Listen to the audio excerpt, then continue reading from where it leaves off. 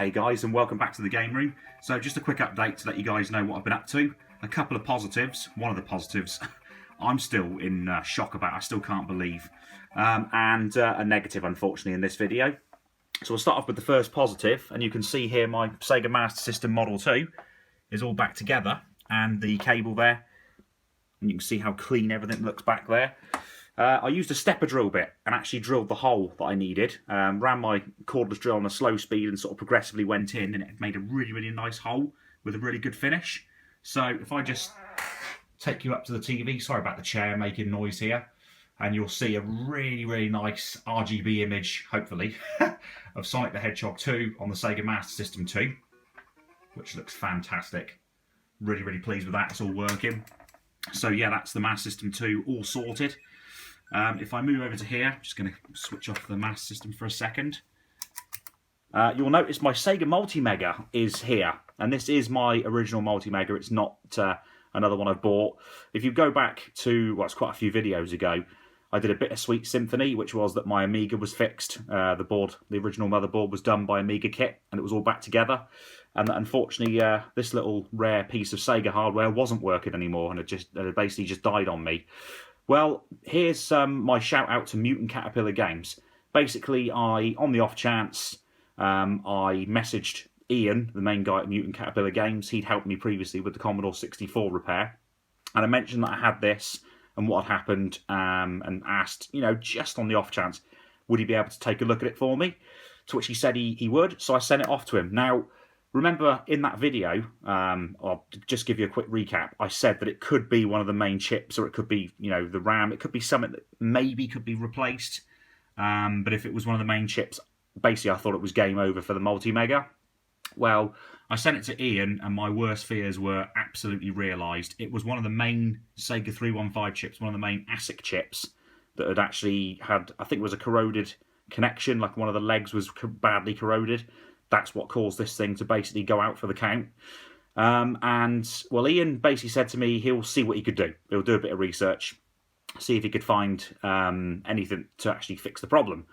And then he bought a spares or repairs, I think, Sega Mega Drive 2 that had the same ASIC chip that the Multi-Mega uses, which I thought, well, that sounds quite promising, but I didn't want to get my hopes up. And then Ian said he was going through the process of actually swapping the parts over. So he took off the 315 chip from this board, and blimey, what a hell of a job that must have been, because the legs are absolutely tiny. And he did the same off the Mega Drive 2 board that he got as spares and repairs, and then put it on to the Multi-Mega.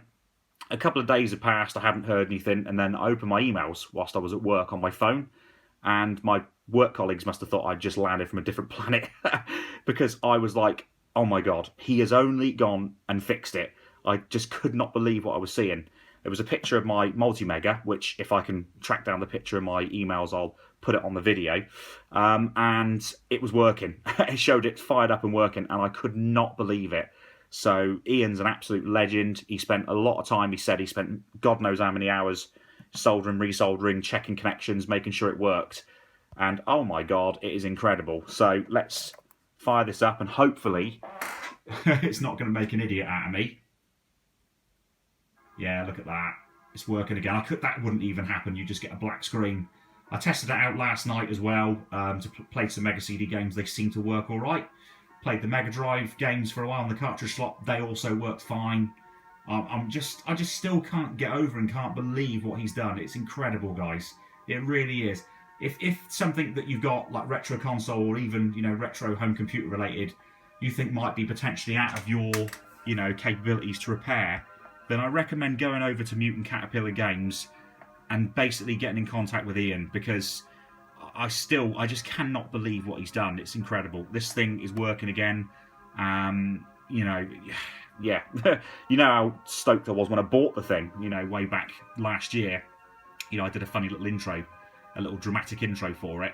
So it means so much that he's been able to fix this, and it's back up and running with me, and it's brilliant, guys. It is amazing. Ian, if you do manage to see this video, thank you so much for all the work you put into this thing. It is incredible, mate.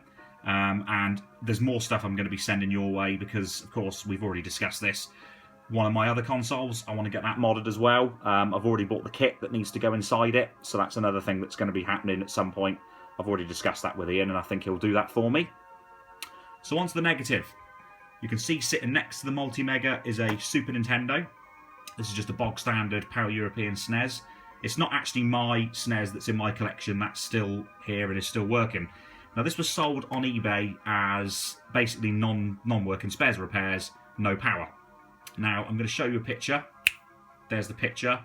You can see quite clearly why there's no power. In the top left corner of the picture, you'll see there's a fuse missing. There's basically 2 blobs of solder, 2 pads of solder, and nothing in there, and that's why it won't power on. But I think that was done on purpose by somebody in the chain of this thing being sold. Because I went back to the eBay seller, and he actually said to me that he bought this from a car boot sale, and it was obviously sold as, you know, not working, not powering on. Whether or not I believe him, I'm not actually sure, to be quite frank. Because if you see the actual issue that I've discovered since fixing this thing, you'll understand why somebody tried to disguise the issue by, you know, creating it a no power problem. And I'm going to show you that now. So I'll switch over from the Multi-Mega. We'll kill this. I've got Street Fighter 2 in there. We'll fire on the Super NES. So initially all seems well. It's blurring a little bit. I'm really sorry about that, guys. But then, yeah, there's your problem. The graphics are all completely and utterly glitched to hell. So that's why somebody did what they did to this. And it's not just with Street Fighter 2, guys. I've tried it with other games, and you get glitchy backgrounds, glitchy graphics. Yeah. So it's got a bit more of a severe problem. And with the case of the Super Nintendo, it's probably not worth my time or worth my money, really, trying to get that repaired. Because it could be something, again, really, really difficult, really tricky to repair. I mean, you can just see, look at the lines all over the screen as Street Fighter 2 is going on. That. So they basically disguised the issue, in my opinion, and I'm not impressed. But that's the chance you take with buying faulty consoles sometimes. It doesn't always work out. So anyway, guys, thanks for watching. Look out for the Dave and Mike Christmas special. That'll be coming soon. And hope you've enjoyed and liked this video.